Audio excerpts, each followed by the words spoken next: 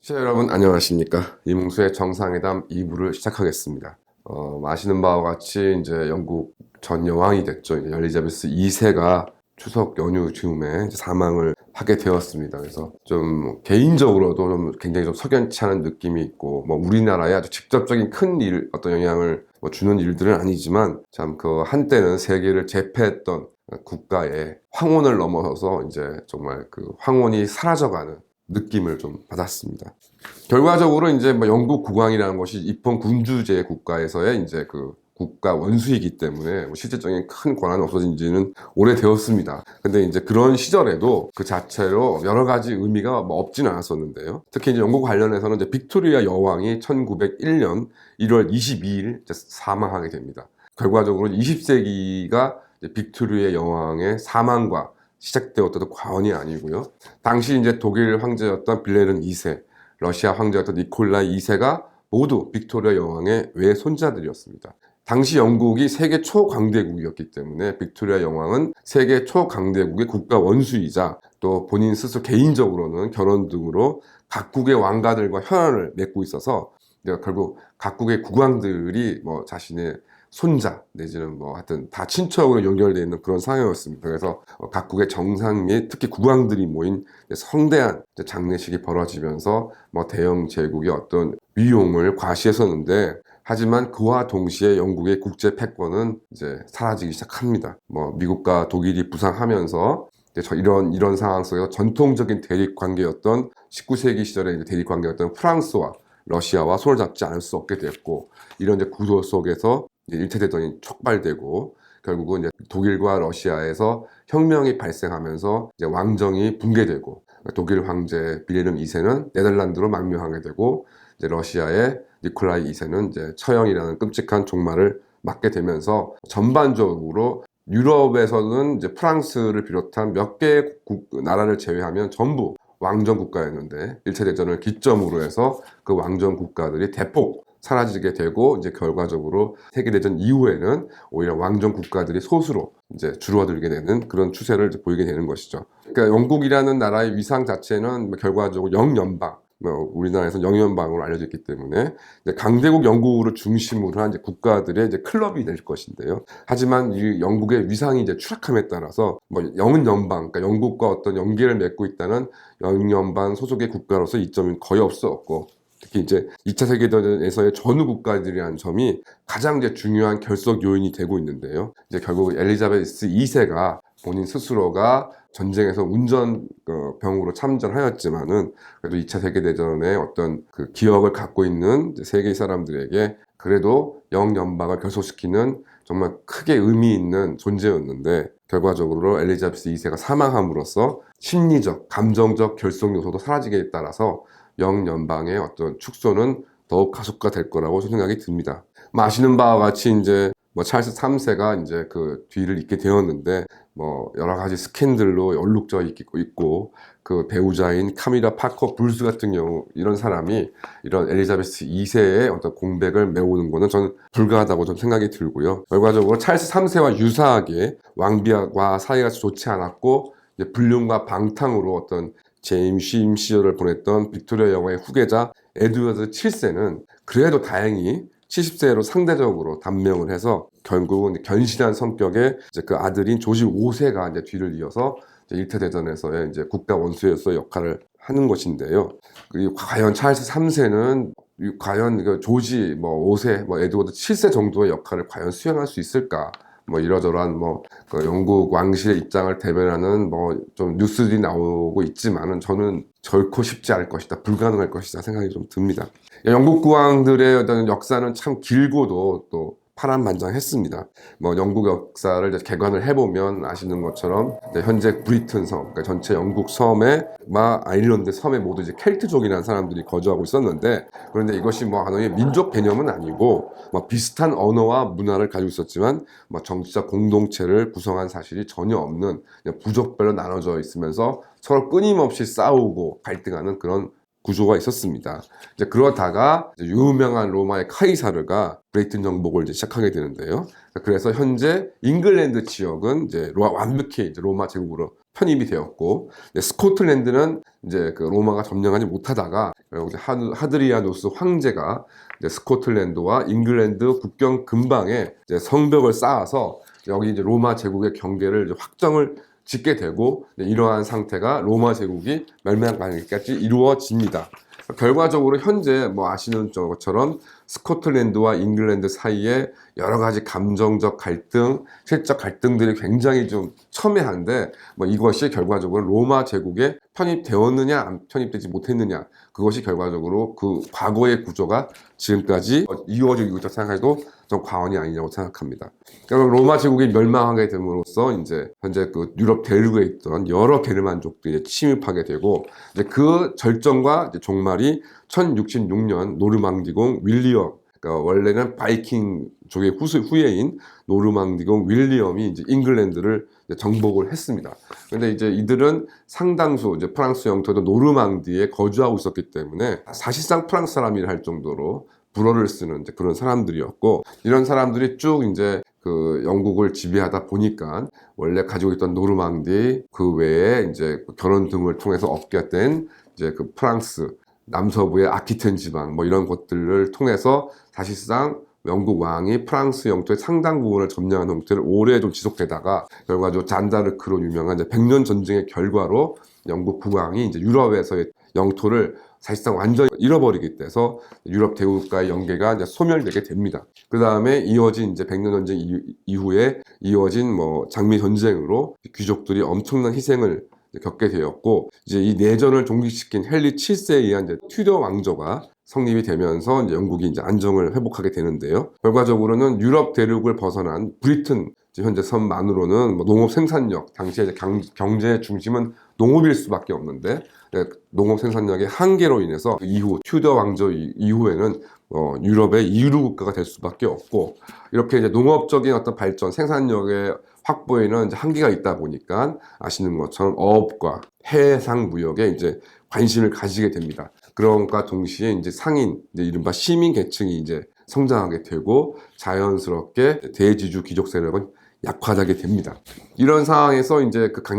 상대적으로 강력한 왕권을 가지고 있던 헨리 8세가 이제 종교 개혁, 이제 이른바 성교회를 이제 성립을 시키면서 카톨릭과 단절하게 되는데요. 아일랜드는 이제 카톨릭을 계속 고수함에 따라서 이제 아일랜드가 영국에 완전히 편입되는 것 자체가 또 차단당하게 되는 그런 상황이 좀 만들어졌고, 이런 이제 카톨릭과의 이제 대결 구도 속에서 이제 카톨릭을 내세웠던 국가인 프랑스와 스페인과 긴장 관계를 이제 이루게 되고, 이 튜더 왕가를 이룬 이제 미숙한 스튜어트 왕조의 왕들이 이제 그 들어서면서 카톨릭을 내세웠던 찰스 2세 1세가 이제 청교도 혁명에서 처형을 당하고, 오로지 시민 계급의 이익만을 이제 수호하는 이제 크롬의 집권 시절이 있었습니다. 근데 여기에 또 심각한 또 문제가 있었기 때문에 차라리 국왕을 내세우는 게 낫겠다 해서 이제 왕정이 복고되고, 이후에 좀 안정을 찾는가 싶었지만 또 그 제임스 2세가 친카톨릭을 내세우다 보니 이제 영국의 보수, 자유 이런 성향을 가지고 있던 귀족들이 이제 제임스 2세를 축출하기로 모의하고, 이제 네덜란드의 국왕이었던 윌리엄 3세를 사실상 이제 제임스 2세의 사위, 그러니까 메리 여왕의 이제 남편이기도 했는데요. 사실상 윌리엄 3세를 이제 군주로 선택하는 일이 벌어졌고, 이것은 이제 여기가 1688년 명예혁명이라고 부르는 것입니다. 이런 상황에서 이제 뭐 윌리엄 3세와 메리 여왕이 이제 국왕이 되다 보니까 당연히 뭐 의회에 의해서 선택된 왕들이니까 당연히 의회 권력이 우위될 수밖에 없고, 이후에 이제 그 스튜어트 왕가의 마지막 여왕이 이제 앤 여왕인데요. 이 여왕이 이제 후사가 이제 없이 사망하게 되다 보니까 다시 또 의회에서 이제 제임스 2세가 이제 아직도 이제 그 영국 국왕 자리를 노리고 있었기 때문에 이들을 이제 저지하기 위해서 이제 카톨릭 교도가 아닌 그런 이제 그 왕족들을 쭉 찾다 보니까 하노버의 왕으로 있던 조지 1세를 또 군주로 선택하게 되는데, 당연히 이 사람은 사실상 독일 사람이기 때문에 영어를 전혀 할 수 없는 사람이었습니다. 언어조차를 할 수 없는데 어떻게 국정을 운영하겠습니까? 그러니까 결과적으로 국정을 실질적으로 담당하는 수상이라는 그러니까 의회의 어떤 수장인 그 수상이라는 이제 그 비공식적인 그런 이제 제도가 출연하게 되고, 이것이 당시에 월폴이라는 휘그당, 자유당, 이제 이후 자유당으로 변모하는 휘그당의 어떤 대표가 이 수상 자리를 맡게 됩니다. 이제 그런 상황에서 이제 휘그당이 이제 장기간 의회를 장악했기 때문에 월폴이 계속 수상 자리를 맡았는데, 이 월폴이 수상을 언제 그만두느냐? 국왕이 사임을 시킨 것이 아니라 이제 휘그당이 의회 다수 지위를 잃어버리니까 국왕의 명령이나 허락도 받지 않고 수상의 자리를 사임해 버리는 것입니다. 그러니까 이런 행위들이 사실상 법적으로는 아무런 그 당시에 근거가 없었습니다. 그러니까 결과적으로는 어떤 의회가 중심이 되는 국가 통치 체제를 월폴 스스로가 수호하기 위해서 이런 결정을 내렸던 것이고, 사실상 국왕의 입장에서 보면은 국왕이 임명한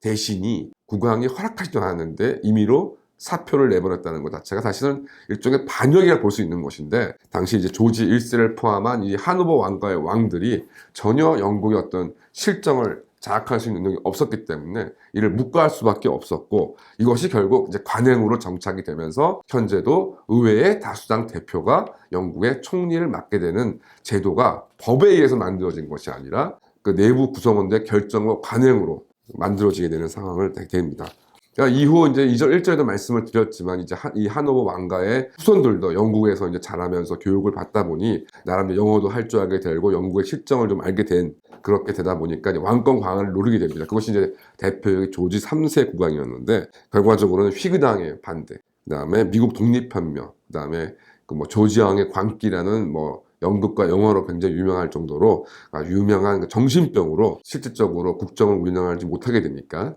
다시 이제 의회가 이제 주도권을 잡게 됐고, 이후에 즉위한 조지 4세 등의 또 후손들이 또 뭐 성격적으로나 어떤 신체적으로나 굉장히 무능력한 사람들이었기 때문에 뭐 왕권으로는 지속적으로 낙화되었고, 결국 빅토리아 여왕 시대에서는 이제 입헌 군주정이 이제 제대로 이제 확립이 되면서 국왕은 간접적인 영향력만 행사하게 되고, 뭐 그러다 보니까 국왕의 어떤 계급적 이익을 떠나서 대부분 좀 자유주의적인 체제를 옹호하는 경향들을 좀 보이게 됩니다. 그리고 이제 대영 제국의 성립도 참 이게 참 재밌는 것인데, 잉글랜드, 스코틀랜드, 웨일즈가 뭐 굉장히 중세 시절 뭐 엄청난 전쟁, 전투, 이런 희생을 겪었는데, 뭐 이런 식으로 물리적인 힘으로 충돌도 하고 강압을 했던 것도 사실입니다. 근데 그러다가 스튜어트 왕가를 시작한 제임스 1세가 원래 스코틀랜드 국왕이었기 때문에 이 사람이 이제 후사가 없는 엘리자베스 여왕의 뒤를 이어서 잉글랜드 국왕까지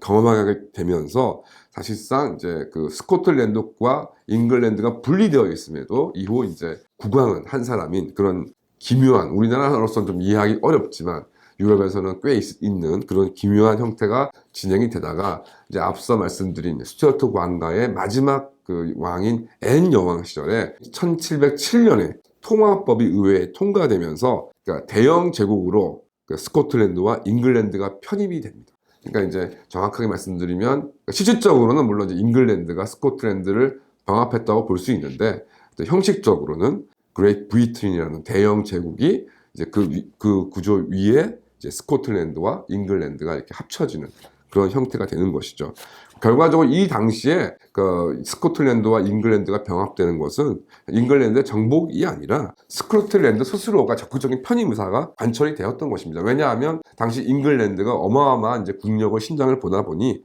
대영 제국을 편입되는 것이 자신들에게 이익이 됐다고 생각하기 때문인 것이죠. 그래서 이후에 이제 그 영국하면 뭐 자본주의, 산업혁명 뭐 이런 걸 얘기할 수 꺼내, 자본주의의 정치적 기초를 닦았다고 할 수 있는 국부로를 쓴 애덤 스미스, 그다음에 물질적 기초를 낳았다고 할 수 있는 증기기관, 개선된 증기기관을 만들었던 제임스 와트 모두 스코틀랜드인이라는 것이 이제 뭐 결코 우연이라고 볼 수 없고, 그리고 이제 이 스코틀랜드인들이 뭐 이제 홍콩 등의 이제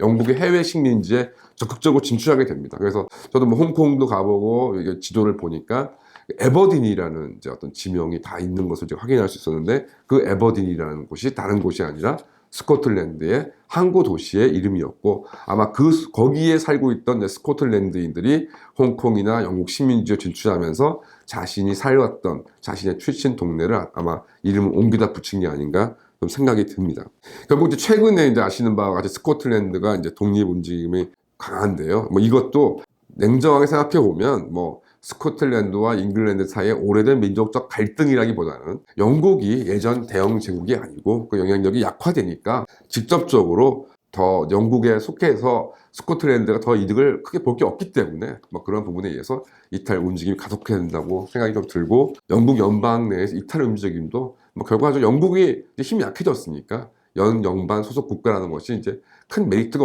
없는 것, 여기에 바로 뭐 기인한다고 생각합니다. 과연 그럼 이 대영 제국이 어떻게 될 것인가에 대해서 생각해 보면은, 참 엘리자베스 뭐 다 언론을 통해서 많이 지금 뭐 알려진 이야기지만, 엘리자베스 2세 측이 당시의 수상은 이제 그 유명한 처칠이었고, 그 후임은 또 이사회전 때 영국의 외교를 담당하면서 큰 역할을 했던 앤토니 이든이었습니다. 이들 모두 당연히 대단한 능력자들이었습니다만은, 나름 이제 뭐 자신들이 생각을 바꾼다고 하지만 대영 제국 시절에서 벗어나지 못했던 이들이었고, 이후 후임자도 마찬가지였습니다. 뭐 대처의 등장 이후에 뭐 감세, 뭐 미녀 대표되는 이제 신자유주의 정책이 이제 수진되었고, 수치상으로는 뭐 경제적인 뭐 성장률이 오르고 하는 호황을 보였다고 하지만 그 실질은 어떤지 뭐 잘 아실 거라 생각이 듭니다. 그러니까 현재 지금 뭐 런던 집값, 물가가 뭐 세계 최고 수준이라고 하는 걸 보았을 때, 뭐 부자들과 이민자들, 그래도 이제 이민에 대한 자유라던가 그래도 뭐 어떤 사회보장 복지제도의 어떤 그 나름의 상대적인 우위를 통해서 뭐 부자들과 이민자들은 런던 등으로 몰려들지만, 중산층 이하의 영국인들은 오히려 미국, 호주, 캐나다로 이주를 하고, 그 영국에 남아있는 서민들의 생활은 정말 참 선진국, 과거의 그 영국의 어떤 국민들이 볼 수 없을 정도로 정말 심각한 문제를 알고 있는 거 잘 아실 겁니다. 뭐 이러한 가운데 다시 이제 감세 등을 앞세운 리즈 트러스라는 신임 총리가 등장했는데, 정말 뭐 감세를 가지고 지금 영국의 어떤 문제를 해결하겠다는 것 자체로 이제는 정말 구태의각, 뭐 대처가 등장해서 어떤 성과를 이루었던 것이 물경 40년도 더 된 얘기 아니겠습니까? 그때 40년이 넘는 그때의 이야기로 2022년에 어떤 문제를 해결하겠다고 나서는 것 자체가 정말 좀 구태의연한 생각이 좀 들고, 스캔들로 인해서 뭐 온갖 얼굴에 먹칠을 당한 찰스 3세가 어쩌면은 환장의 착공을 이룰지도 모르겠다는 생각이 좀 듭니다. 결과적으로 이제 서방 세계 이제 이른바 자유민주주의 체제라는 것이 자본주의와 어떤 민주주의로 대표되는 것이고, 이 모든 것이 사실 영국에서 탄생하였거나 영국에서 제대로 자리를 잡아서 이제 전 세계로 퍼져나가고 있는데, 앞서 말씀드린 것처럼 그 영국이 이제 대영 제국의 지위를 상실하고 그 영향력을 이제 잃어버린 것은 벌써 뭐 짧게 보아도 2차 세계대전 이후이기 때문에, 그것만 해도 그 세월만 해도 지금 뭐 한 80년이 넘어가고 있는데요. 그런데 이제 대영 제국의 영향력이 이제 황혼을 넘어서 엘리자베스 2세의 사망과 함께 그 황혼의 그 마지막 빛만으로 사라진 느낌이 좀 많이 듭니다. 개인적으로는 저도 당연히 지금 제가 지지하고 있는 그런 이념들의 어떤 다 기초들이 영국에서 비롯된 것들이기 때문에 개인적으로 흡사함을 좀 금할 수가 없는데요. 결과적으로 뭐 최선을 다했겠지만 나름 이 시대적 흐름, 그다음에 그 영국 내의 어떤 내실을 기하는 그런 것들을 제대로 수행하지 못하면서 시간을 보낸 어떤 그것이 결과를 지금 현재 영국의 모습이 보여주고 있는 것이 아닌가 생각이 듭니다. 그래도 영국은 세계를 지배했고 또 문화적으로 아주 상당한 영향력을 가지고 있음에 반해 우리나라는 거기에 못된 상황에서 보이는 문제들에 대해서 적극적으로 신선하게 대응하지 못한다 그러면 뭐 현재 영국보다도 더 못한 모습이 될 거라 생각이 합니다. 감사합니다.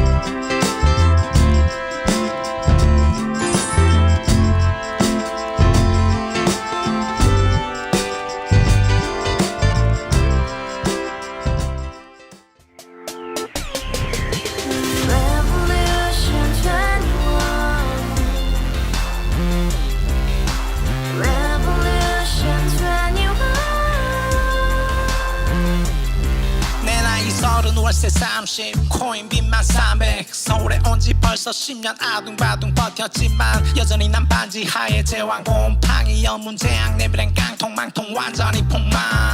고시원 창문만큼 작아진 내 꿈 연애 결혼 내 집 모든 게 헛꿈 1년 전 떠난 여친 울며 말했지 같이 스파차 평생 가본 게 꼭꼭꼭하지 Revolution 21 가바후스 700 나도 소유주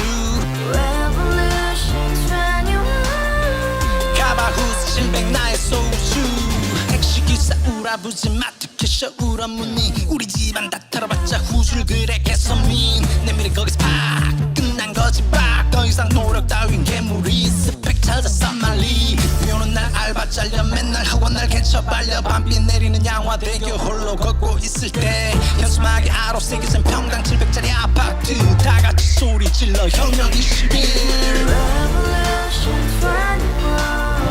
21 가바후스 700 나도 소유주 Revolution 21 가바후스 700 나의 소주 You and I, we live together in the house. Brand new day, and your dream had just begun. Revolution 21, only open happiness. 너의 곁에 내가 영원히 지금까지 정치인들 입만 열면 찝찝찝 개소리 멍멍멍 첫